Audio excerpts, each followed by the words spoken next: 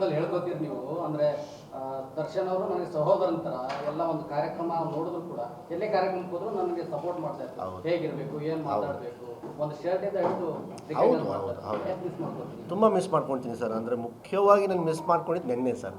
ನೆನ್ನೆ ನಮ್ಮದು ಧಾರವಾಡಲ್ಲಿ ಒಂದು ಪ್ರೀ ರಿಲೀಸ್ ಇವೆಂಟ್ ಮಾಡಿದ್ವಿ ನಮ್ಮ ಸಿನಿಮಾದು. ಸೊ ಒಂದು 20 ದಿವಸ ಹಿಂದೆ ನಾವು ಎಲ್ಲ ಕಡೆ ಪ್ರಚಾರ ಮಾಡಿದ್ವಿ. ಅಂದರೆ ಇಡೀ ಕಲ್ಟ್ ತಂಡ ಬರ್ತಾಯಿದ್ದೀವಿ ಇಂಥ ಒಂದು ಜಾಗಕ್ಕೆ ಅಂತ ಹೇಳಿ, ತಾವೆಲ್ಲರೂ ಬನ್ನಿ ಅಂತ ಹೇಳಿ.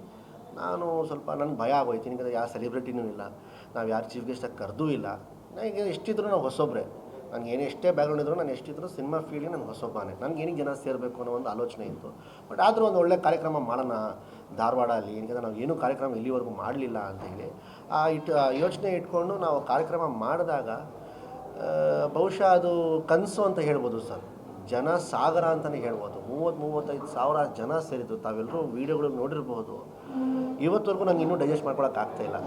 ಅಂದರೆ ಇದು ಯಾವ ಜನ್ಮದ ಪುಣ್ಯನೋ ಅವ್ರ ಋಣ ನಾನು ಹೇಗೆ ತೀರಿಸಲಿ ಅಂತೇಳಿ ನನಗೆ ಅರ್ಥ ಆಗ್ತಾಯಿಲ್ಲ ಸರ್. ಸೊ ಅಷ್ಟು ಪ್ರೀತಿ ಕೊಟ್ಟಾಗ ಆಮೇಲೆ ಅದು ಉತ್ತರ ಕರ್ನಾಟಕದಲ್ಲಿ ನಾವು ಇವೆಂಟ್ ಮಾಡೋದ್ರಿಂದ ನಂದು ಹೋದ ಸಿನಿಮಾ ದರ್ಶನನೇ ಬಂದು ನಂದು ಪ್ರೀ ರಿಲೀಸ್ ಇವೆಂಟ್ಗೆ ಅವರೇ ಗೆಸ್ಟಾಗಿ ಬಂದಿದ್ದು. ಸೊ ಅದನ್ನು ಅವ್ರನ್ನ ತುಂಬ ಮಿಸ್ ಮಾಡಿಕೊಂಡೆ ಸರ್.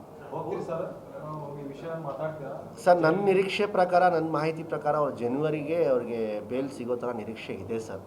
ಅಕಸ್ಮಾತ್ ಸಿಗಲಿಲ್ಲ ಅನ್ನೋ ಒಂದು ಏನಾದ್ರು ಆದರೆ ನಾನೇ ಸ್ವತಃ ಪರ್ಸ್ನಲಾಗಿ ಹೋಗಿ ಅವ್ರ ಆಶೀರ್ವಾದ ತೊಗೊಂಡು ಬಂದೇ ಬರ್ತೀನಿ ಸರ್. ಇನ್ನೊಂದು ಪ್ರಮುಖವಾಗಿರ್ತಕ್ಕಂಥ ಪ್ರಶ್ನೆ